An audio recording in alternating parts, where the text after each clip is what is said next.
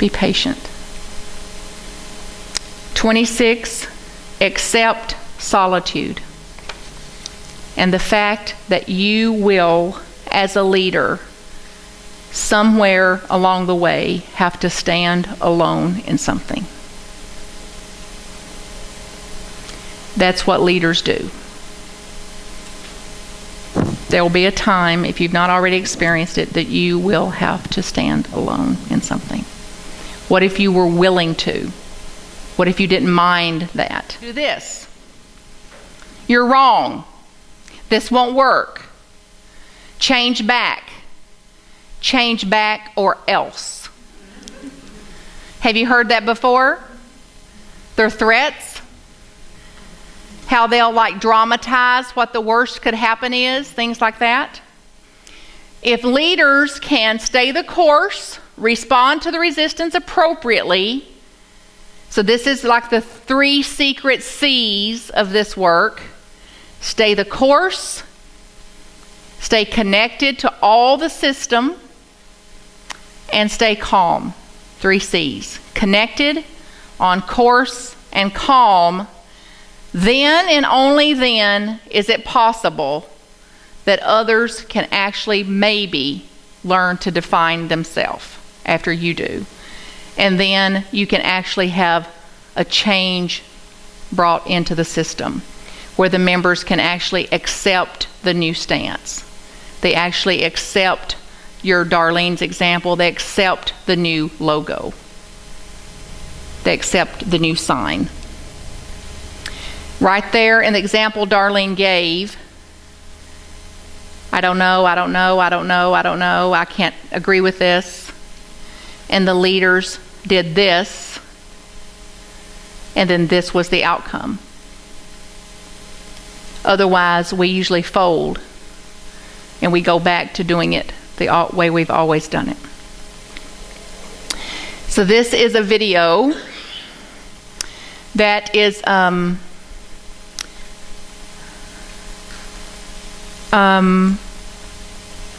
invitation for us. So just enjoy it and imagine that this is your little recipe from God on how to handle all these issues of our life, all these angstes of our life, all the stresses of our life. Go ahead and play, honey.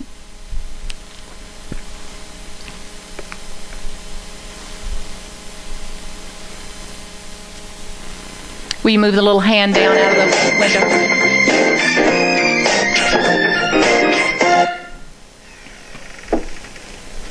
Dr. Switzer? Yes, come in. I'm just washing my hands. I'm Catherine Bigman. Janet Carlisle referred me. Oh, yes. Fear of being buried alive in a box. Yes, that's me. Should I lay down? Oh, no, we don't do that anymore. Just have a seat. And let me tell you a bit about our billing. I charge $5 for the first 5 minutes. And then absolutely nothing after that. How does that sound? That sounds great. Too good to be true, as a matter of fact.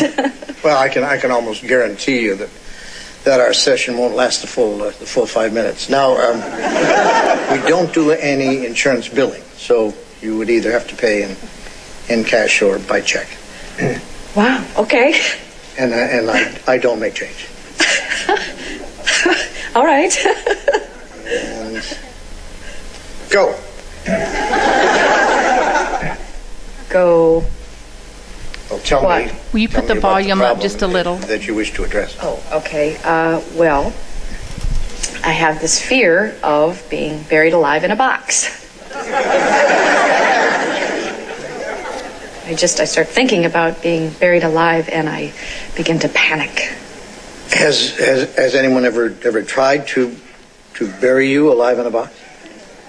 No, but truly thinking about it does make my life horrible. I mean, I can't go through tunnels or be in an elevator or in a house, anything boxy. So what you're saying is you're claustrophobic.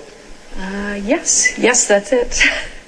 All right, well, let's go, Catherine. I'm going to say 2 words to you right now. I want you to listen to them very, very carefully. Then I want you to take them out of the office with you and incorporate them into your life. Well, shall I write them down? Well, if it makes you comfortable, it's just 2 words. We find most people can remember them. Okay. You ready? Yes. Okay, here they are. Stop it!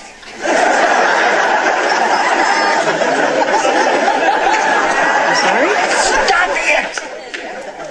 Stop it? Yes, S-T-O-P, new word, I-T. So, what are you saying? You know, it's funny. I say 2 simple words, and I cannot tell you the amount of people who say exactly the same thing you're saying. I mean, this is not Yiddish, Catherine. This is English.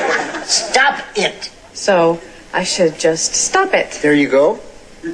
I mean, you don't want to go through life being scared of being buried alive in a box, do you? I mean, that sounds frightening. It is. Then stop it. I can't. I mean, it's been with me since childhood. No, we don't go there. Just stop it. So I should just stop being afraid of being buried alive in a box. You got it. Good girl. Well, it's only been 3 minutes, so that will be $3.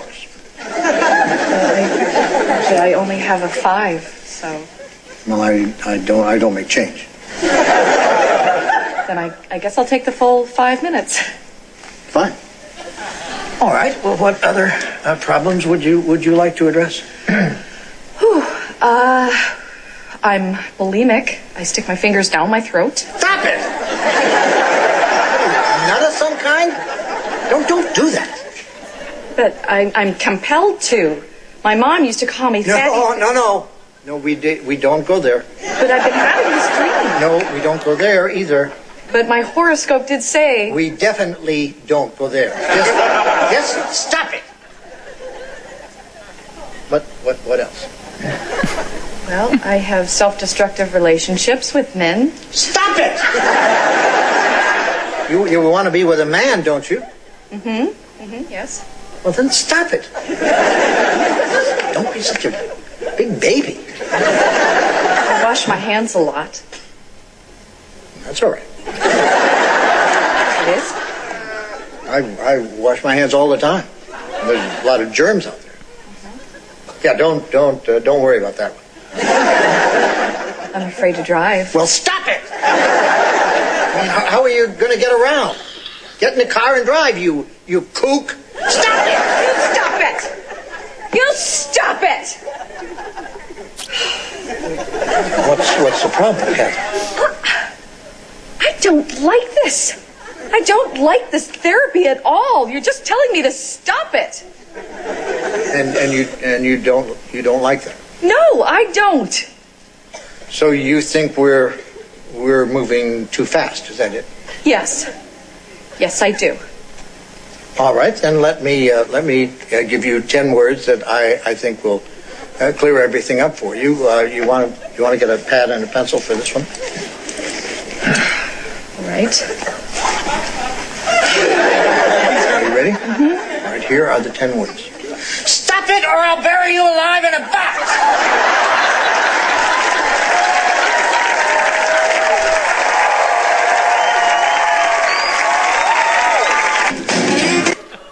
So now would be a good time for you to modify your feedback sheets if you want to. I need the link to this. The handout I just gave to you, and for those of you listening and participating remotely, it's called 7 Habits of Health Promoting Leaders. So this is like another prescription for us. So let's see, 1, 2, 3, 4, 5, 6, 7 tables, 7 habits. Wonderful. So we're going to get in a little bit of a discussion here. You'll be number 1, spiritual grounding. Your 2, manage your own anxiety. Your 3, take position and stay connected. Your 4, focus on presence and functioning. In the back, Giselle, your 5, focus on vision and mission. Here, Darlene, your focus on strengths, and here, your challenges, self and others. So look at those topics in the context of what we've learned in our time together, what this means to you, and some ways that you are more readily prepared now, more prepared, having had a healthy congregations training, having some interaction here, having some exposure to the material. How are you better equipped to do this when you leave here in a few minutes? Okay, any questions about the exercise? So in the context of challenging self and others, what are some ideas? What are some things you're taking away from the training that has better prepared you to do that? How are you better prepared to be more spiritually grounded? Whatever your topic, whatever your number is. So we'll take. Well, we realize that it's all about me, and the me Oh, is hold what... on there. This is profound. This is getting deep now. It's not even 4. It's all about me. And the paradox, it's all about me, and it's not all about me. So it's all about me. That's the one place I can change anything. In me. Good. Thanks for letting me play, honey. I don't want to say anything else now. I understand. React when we are grounded, that we can pause and pray at any time, that we will listen for the facts and not just stay in the emotion, and stay focused on discovering the highest good for all, and give ourselves time, actually budget it in as Jesus did, and focus on what is right, working well, and what we have rather than the opposite. But when we face the opposites, to know that we will be all right. Can you just And- take that in? That you know it'll be all right? It's huge. It may not be what you have in mind. It may not be what you prefer. It'll be perfect instead. From a mind higher than ours. From an order higher than ours. It'll be okay. It is okay. Freedom. Freedom to know that. Then 3 more. Look for the common ground, Good one. and then getting a bigger picture, and sometimes finding mentors to help us do that. Yes. Common ground. Get a mentor, someone to help me when I can't do it for myself. Like, would you try to take out your own appendix? No. Or your tooth? Get somebody with some expertise in these areas to support you. Group 2? Are you 2? Yeah. Bestow your wisdom on us.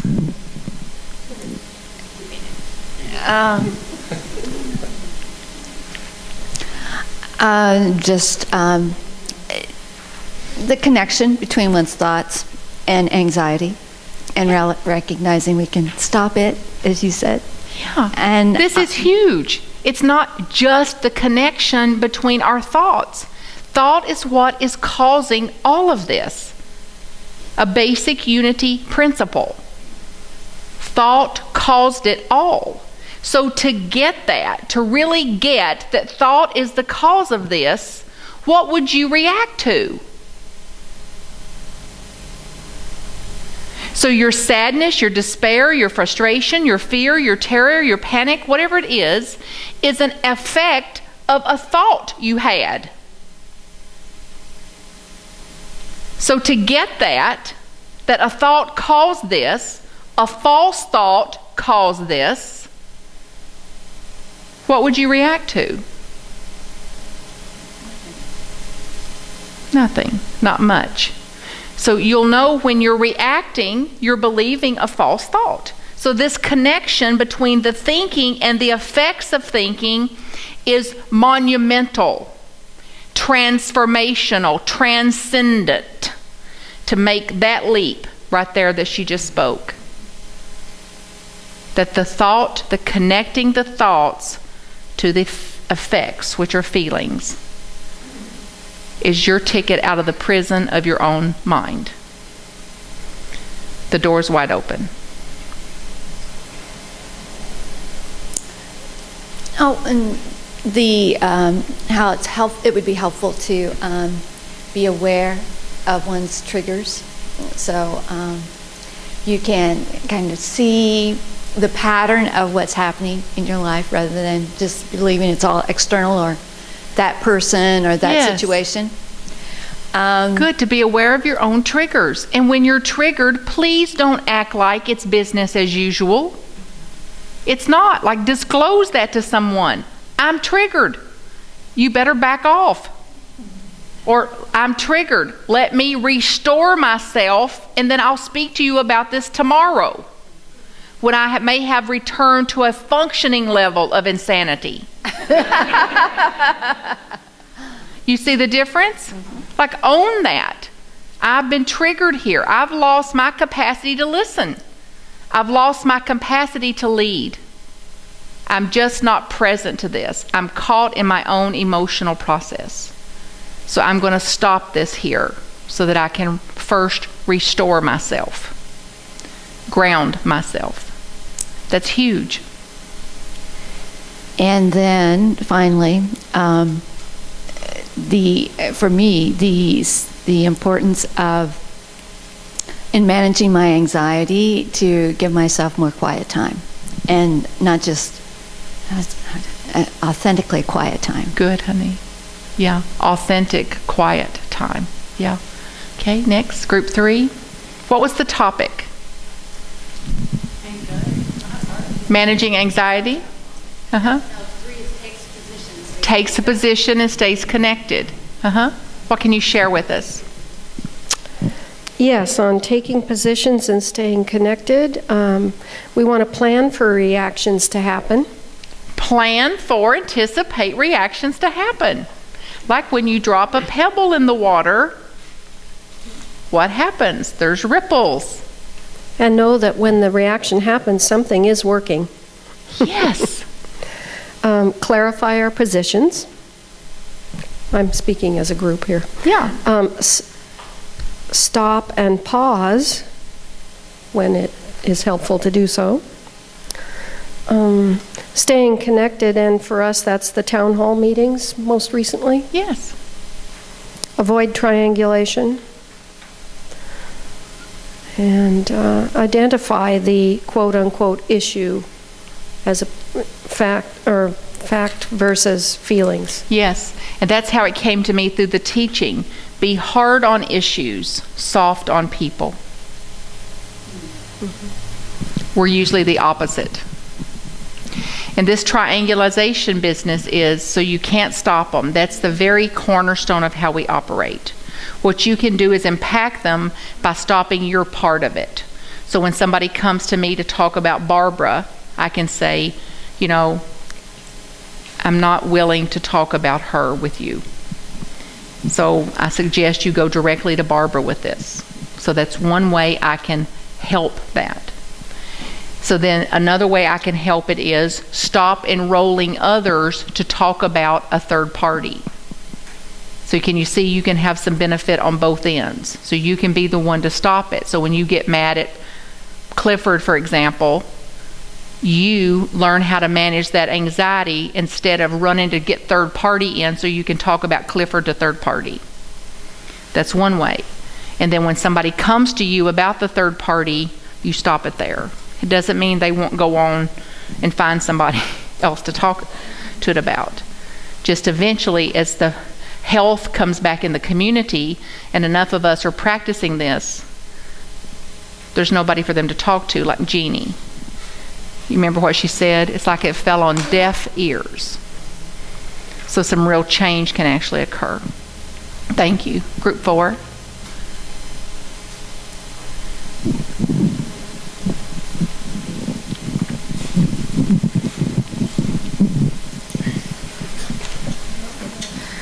Ours is focus on presence and functioning, and we talked about understanding what is ours to do and what is not ours to do.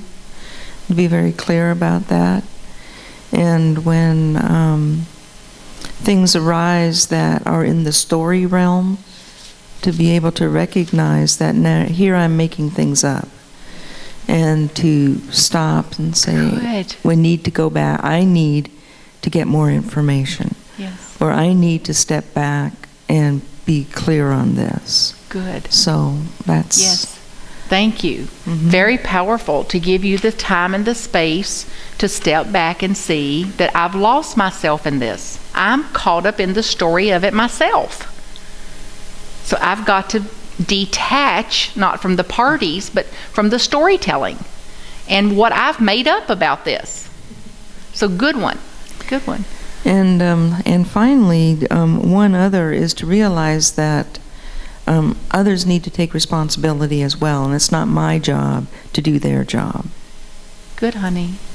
And expect them not to. Uh-huh. 5. Okay, we have focus on vision and mission.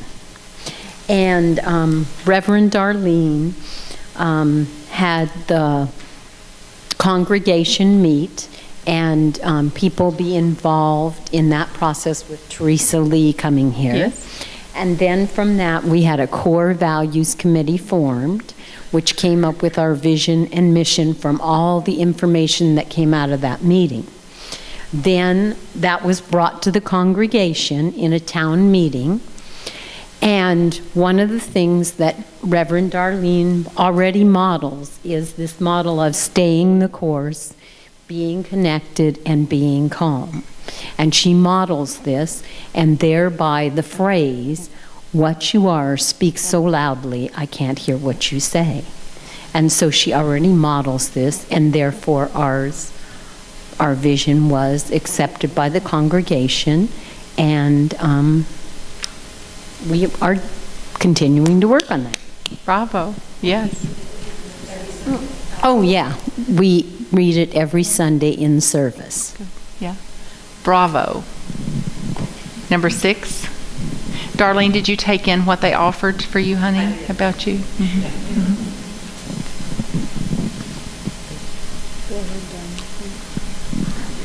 Ours was focuses on strengths, and we said the first thing was we had to make it personal, that we as individuals had to first remember to focus on our own strengths and not nitpick our weaknesses. And then from there, take that to the So congregation. slow down there, honey. I just want you to have a sense of what one of these little bitty things will do for your life. If you stopped nitpicking what you are not. If you stopped nitpicking you, what your life would be like. When somebody could say, then you're stupid about math. It's like, it's true. That's not my job in life. I don't even understand it. So there's no shame and blame in me that I'm not astute at complicated math. I'm just clear it's not my job this time around. How do I know? I can't do it. So I don't have to pick on me. I don't have to carry guilt and shame about that. Like, it's somebody else's job, some of your jobs, to do complicated math things. It's not mine.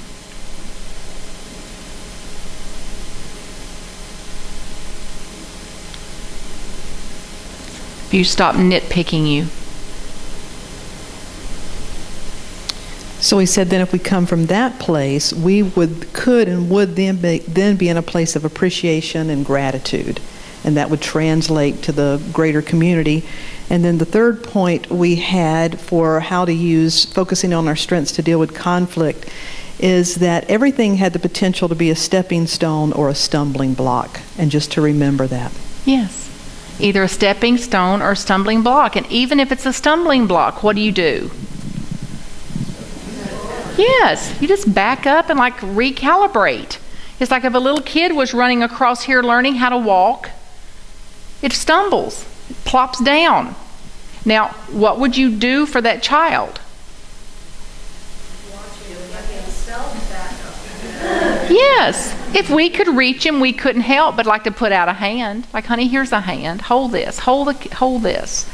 But you wouldn't go over and kick the child. Like, get up. Like, look, everybody else is walking. Look, I've shown you 6 days in a row how to walk. Look at you. So, but that's how we treat us as leaders. It's like we're just learning too. And if we knew how to do it, we'd be doing it. So we're just kind of getting our legs also.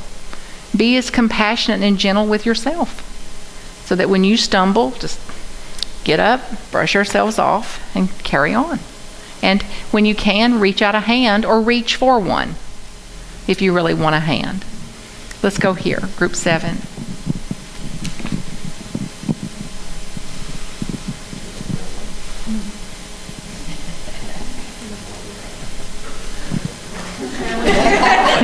We didn't really. You can beat them. Well, you want to just bring up the question you asked, honey? That was an important question. Anything like that you want to share? We were we got down to the 3rd section there about avoids taking temperature before taking action. And are you with her? Avoid taking temperature? And my training was to take the temperature of any group or system before taking action. The explanation we got from was don't allow the taking of the temperature to change your direction, your course.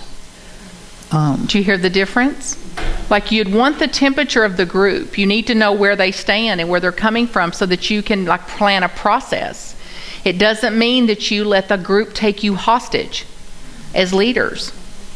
That you are operating from a different angle. From the majority of the group may have told you to empowered you and you're fiduciarily responsible to carry out the mission that they decided. So the temperature of the group now may be panic, fear, terror, worry, whatever it is. And it's like it's not up to us to even understanding that temperature to let ourselves be hostage to that temperature. So it doesn't mean that you would change your course of action based on what it is. So in summary, we came up with don't fix people, take their hand and allow them to walk through it. Yeah. So stop trying to fix people, which it goes along with increase your tolerance to pain in yourself and then increase your tolerance to pain in others, then you could actually be of some help to them. You're not helping them by keeping them in a victim's role. You've understood that already. There's a handout right there that's called, this is the 8 concepts of Murray Bowen's. So this is just a circle depiction of the 8 concepts of Murray Bowen's family systems theory. I'm simply giving this to you today so that you will have these, and if you decide to do further work or further study on this, this is like a jumping off place for you to get more into the systems work than what we've done. So this is literally just the 8 concepts. So we're not going to go over them. It's just provided as a resource to you. The next handout is this one. Will you hand this, David? Will you hand this worksheet to somebody, honey? This is the next worksheet is for us to take a few minutes here in summary. This is like a self-assessment sheet for you to kind of look at how well you're doing. So as it makes its way around for you, start thinking already, answering this question for yourself. How am I functioning as a leader? How am I functioning as a leader?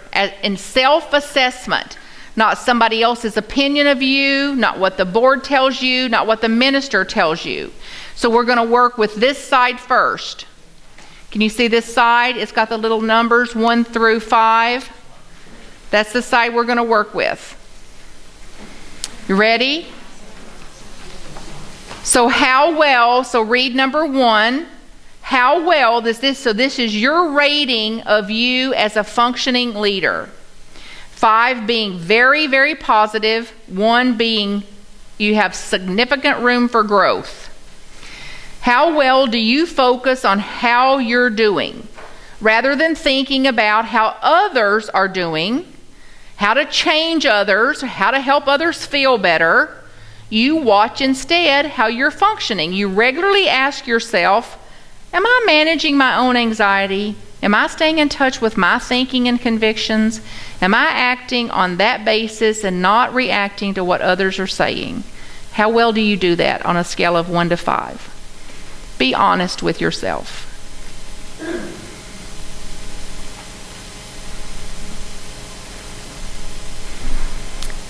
Number 2, I think deeply and honestly. I engage in continuing effort to be clear within myself regarding my key beliefs, convictions, and goals.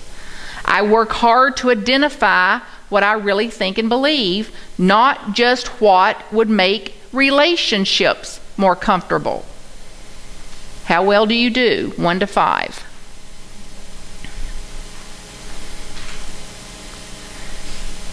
3, I offer I statements. When I'm speaking, I actually say, I believe, I think. And I do that more than I say, a lot of people believe, or most people believe, or many believes, or the church believes, or Charles and Myrtle Fillmore believe. And how well can I invite others to speak for I?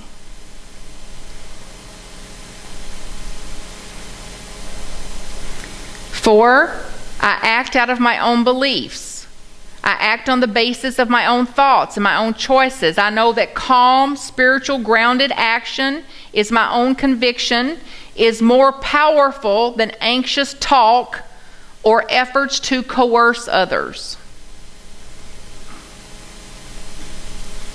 1 to 5. Next one. Anxiety stops with me. I recognize that anxiety spreads quickly like a contagious field through a congregation, and that an important contribution of me as a leader is to serve as a circuit breaker. I find ways to manage anxiety within myself, then choose not to pass it on when anxiety is flowing in my direction. How well do you circuit break?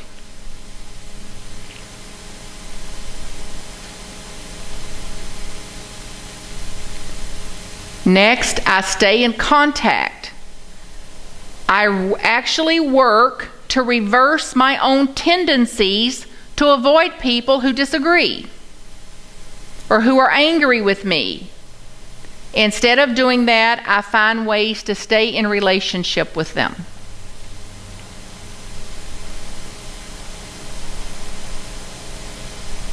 And then the last one, I engage regularly in prayer. I don't keep stuck ruminating about others. One important discipline that helps break my cycles is prayer and meditation, grounding myself in God. How well do you do that?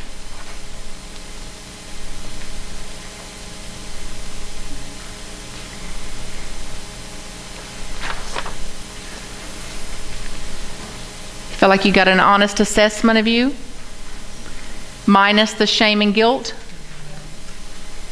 It's like just a little checkup for us. Another one. So now turn the sheet over, and in the columns over there, you've got where I want to be. Regarding how I focus on how I'm doing, where do I want to be? So give yourself a word or two there with how you want to function in that way. Who would you be if you were employing what we have studied here together? Where do I want to be? And then the second column is, what can I do to get there? So refer back to this day. and some learning that occurred here this day for you. And where you want to be, how you want to function, and the importance of as a leader for you to actually make some change in the way you do that. Is there any question about the worksheets, the material we covered, anything on your mind that just fielding the question would bring a little ease to you? Any questions? Huh?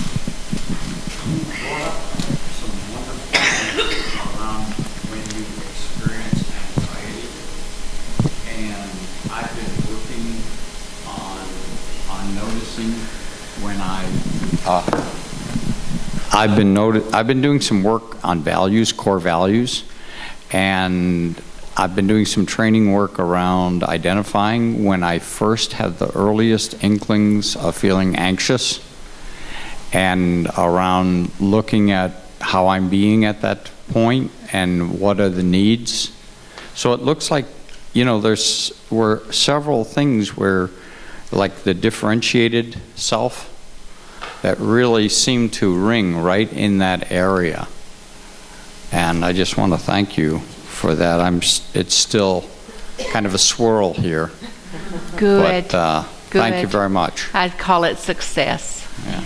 You're welcome for my part. And I really caught, John, your practice is serving you well. I really caught how aware you are of your own anxiety field. It was present in your presence here today. It was obvious in your presence here today. Yeah. So here is a summary of the work. This is again from YouTube, and Ed Friedman is the founder, like the modern day Murray Bowen, some refer to him, modern day catalyst. He was a clergy, a rabbi, and had substantial impact on organizations, primarily churches, serving counseling, and was tied into the leaders and these cutting edge kind of folks from Georgetown. Ed Friedman, that's the generation to generation he's referred to in your bibliography. So this is somebody's depiction of the theory in like another little pencil drawing. So just see what you can learn from it.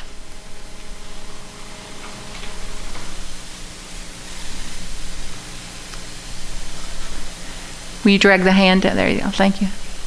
A leader is someone who influences a group of individuals to accomplish a common goal, whether that goal is to design a fuel-efficient car, respond to an international military crisis, or find a new company health plan. Now, there are many different ideas out there about how to become an effective leader. Some suggest that leaders must have certain traits, such as intelligence or self-confidence, sociability, maybe even being tall. Others say it's about technique or skill that leaders can acquire. But in A Failure of Nerve, the late Edwin Friedman goes against the grain of leadership studies and suggests that effective leadership is not about traits or skills as much as it is an emotional process of regulating one's own anxiety. He refers to this process as self-differentiation, or knowing where one ends and another begins. This is a systems perspective on leadership, rooted in cell biology. Take this healthy biological cell. It has a nucleus, which controls the activity of the cell. It has these mitochondria floating around here. And it has a cell membrane, which keeps the cell separate from other cells when they hang out together to form biological tissue, like this heart. This heart cell is differentiated. It knows its purpose is to pump blood, bum bum bum bum bum bum, despite what these uppity brain cells may think, bum bum bum bum bum bum. Not only are we humans made up of these cells, we function like them. We also form ourselves into groups, whether these are families, companies, or nations. Like an individual cell, a differentiated person can stay connected to others without losing his or her identity, or without taking on the emotional anxiety of the group. A differentiated leader can take a well-defined stand even when followers disagree, while remaining connected in a meaningful way with others. Now, here's the deal. Some people in these organizations are poorly differentiated, and they act like viruses. Viruses do not have a nucleus or a core organizing principle, so they cannot exist on their own. Rather, they look for other poorly differentiated cells that are easy to latch onto. Well, this may look like harmless workplace gossip, but what they are doing is infecting the organization with their anxiety. They cannot handle one-on-one conflict with another person, so they attempt to rope in a third person, thinking this will lessen the anxiety. This is what Friedman calls emotional triangles. And if you are the one being roped in or triangled, it's so tempting to enmesh yourself with the drama. It's even flattering. Hey, you are being asked to help out in a situation, so this person must really trust you. But don't do it. Don't get triangled, because this only leads to getting stuck and only results in more anxiety in the system.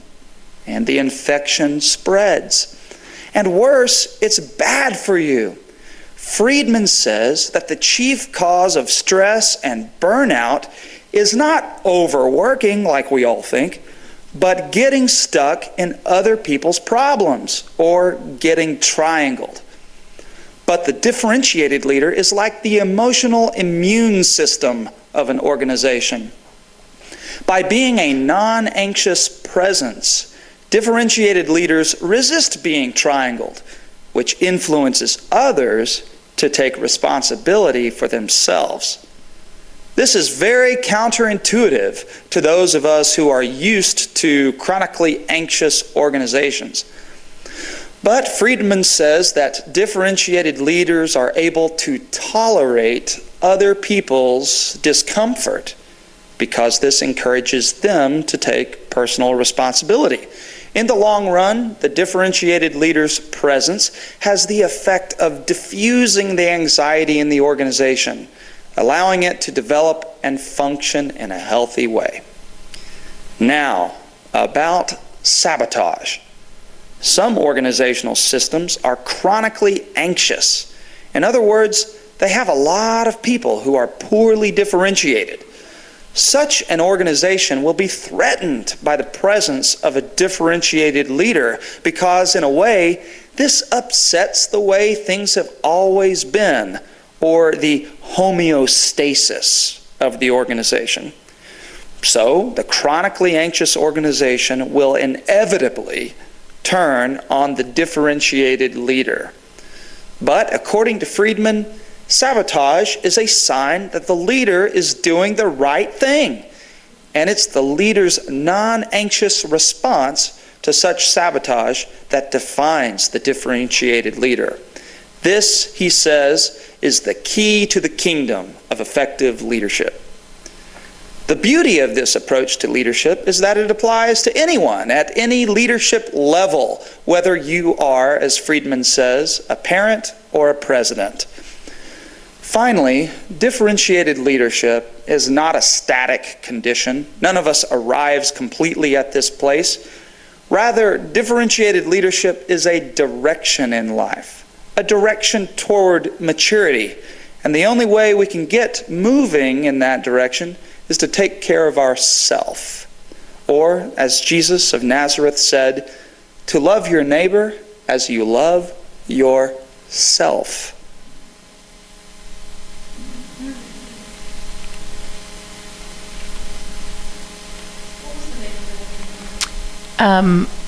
Friedman's theory of differentiated leadership. And it's on YouTube, it's free. So here's the final word. Ideal change begins when one can find a leader with the courage to define self, who is as invested in the welfare of the organization as in self, who is neither angry nor dogmatic, whose energy goes to changing self rather than telling others what they should do, who can know and respect the multiple opinions of others, who can modify self in response to the strengths of the group, and who is not influenced by the irresponsible opinion of others. So it's an invitation. And remember, it's a journey. It's a path, not a place we arrive. You've got the bibliography. That's my website. That's the healthycongregations.com website. Unity's website also has a lot of resources on there that may be of benefit to you. And something that I'm particularly fond of that I want to introduce to the world called Ministering to Ministers. And it's called MTM Foundation. And it is an organization designed to be with ministers' partners, and key lay leaders who have in some way been traumatized, stressed, maybe discharged, non-renewed, forced to resign, terminated, anything in the context of serving a congregation. It's a week-long healing process that you can go. It's ecumenical. So we've had great reports from the people that went to find some healing there. mtmfoundation.org, unity.org, Healthy Congregations. The next level of this, if you want to be, you can participate in these workshops. They're always different. So if you see another workshop that I'm doing, it'll be different material usually. There's like enough curriculum to last the rest of all of our life. So I pull different avenues and angles at it, depending on what the group has done prior, and depending on what information I have from the field that you may actually be experiencing in your ministry. I tailor it to that also. So I invite you to any time that I'm facilitating. You're always welcome. Any way that I can support you in prayer or as a listener, you're welcome to that too. You just call me. We can do session work, anything on the phone. It's all on an appointment basis. It's all on a love offering basis. That means you can pay or not pay, literally. That's what it means. If you want to be trained as a facilitator, I'm going to be doing it at least 4 times in 2012 in the Great Lakes kind of area. I'm doing it in Louisville in 2 weeks. I'm doing it in Melbourne, Florida in the middle of November. That's all on the website. And then 4 times next year that I know of. And if there's 5 or more of you in this region interested in becoming facilitators for it, I'll come back out here to train you. 5 is what it takes to cover my expenses to come. The cost is $425. $225 of it is for the material. That's the actual cost of this big binder, the DVDs, the supplement manual, the facilitator's manual. So that's the cost of that. And then the $200 is my payment for training and facilitating. That's the minimum I can charge. They've asked us to charge between $200 and $500 so that there's some consistency in how facilitator trainers do that. I charge the minimum that I can charge.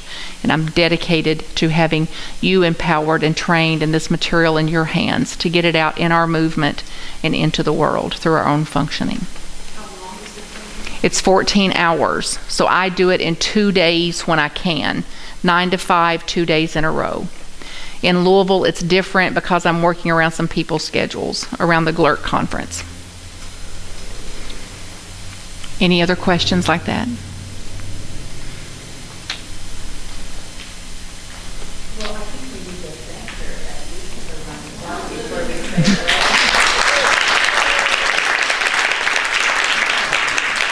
You're welcome. You're welcome. You're welcome. Maybe we'll close in prayer. I receive that. Privileged to serve with you. And here's my prayer, my daily prayer. So we'll close as you pray with me, maybe out loud. Lord, make me an instrument of your peace. Where there is hatred, let me sow love. Where there is injury, pardon. Where there is discord, unity. Where there is doubt, faith. Where there is error, truth. Where there is despair, hope. Where there is sadness, joy. Where there is darkness, light.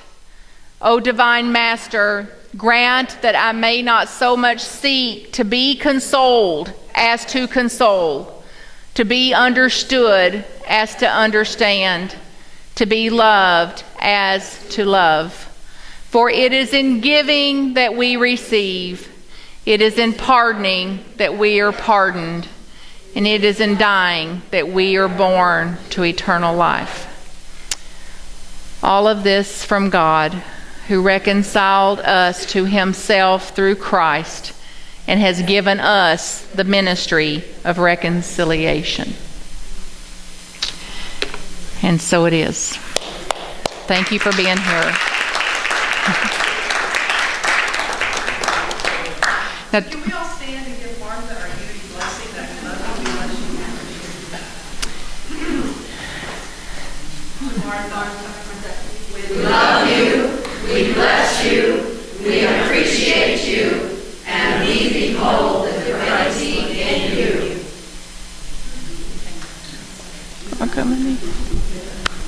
Love to you all. Love to you all. Thank you for being here today. And I'm on to you.